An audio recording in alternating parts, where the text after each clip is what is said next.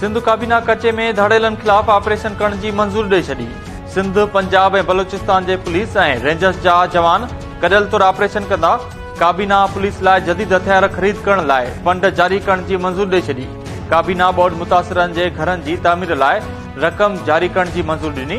Corona emergency fund बंद करण ऐं IT जे कम सां लाॻापियल 3264 मुलाज़िमनि खे अपग्रेड करण की भी मंजूरी ॾिनी वई।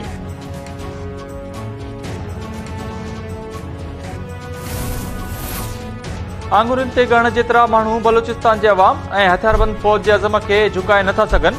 Army chief general Asim Munir चयो आहे त अमुन ऐं खुशहाली खे यकीनी बणाइण जो पको करे छॾियो आहे। ISPR मूजिब army chief general Asim Munir Gwadar जो दौरो करे सिक्योरिटी सूरतहाल बाबति ब्रीफिंग वरिती। आर्मी चीफ बलोचिस्तान जे चूंडियल नुमाइंदनि ऐं मुख़्तलिफ़ शोबनि सां वास्तो रखंदड़ माण्हुनि सां बि मुलाक़ात कई। आर्मी चीफ बलोचिस्तान जी तरक़ी वारे अज़म खे बि वरजायो।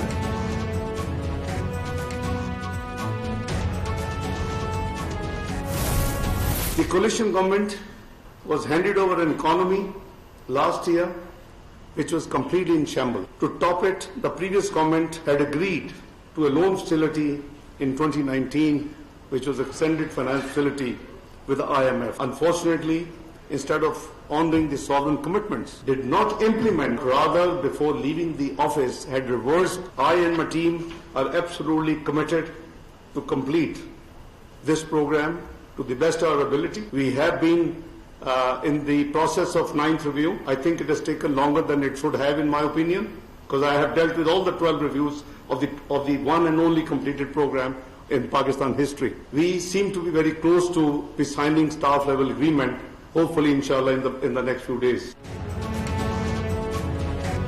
नाणे वारे वज़ीर इसहाक़ डार ईंदड़ 2 ॾींहनि में IMF सां मुआहिदो थियण जी उमीद ज़ाहिर करे छॾी।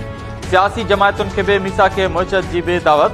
इस्लामाबाद में तकरीब खे खिताब कंदे इसहाक़ डार चयो त PTI जी ख़राब हुकुमरानी सबबि मुल्की हालतूं ख़राब थियूं।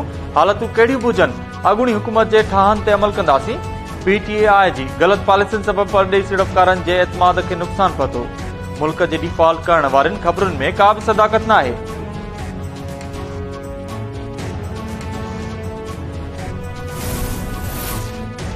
IMF सां मुआहिदे में डॉलर की कीमत हिकु भेरो ॿीहर तेज़ी सां वधण लॻी। इंटरबैंक में डॉलर ₹4.38 महांगो थियण बाद ₹283.50 जो थी वियो। ओपन मार्केट में भी डॉलर ₹4 महांगो थियण बाद ₹284.50 जो थी वियो। कीमत में वधीक वधण जो इम्कान।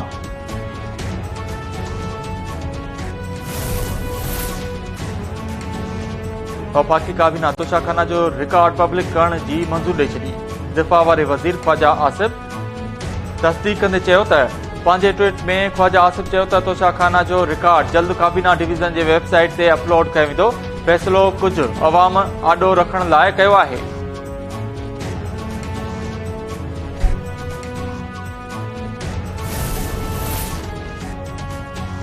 पंजाब ऐं KP में चूंड इंतजामनि बाबति चीफ इलेक्शन कमिश्नर जी सदारत हेठि इजलास। नाणे जे सेक्रेटरी फंड्स ऐं घरू खाते जे स्पेशल सेक्रेटरी अमन अमान जी सूरतहाल बाबति ब्रीफिंग ॾिनी। नाणे वारे सेक्रेटरी चयो त फंड्स फराहम करण खां इनकार न कयो। इलेक्शन कमीशन फंड्स ते नज़रसानी करे।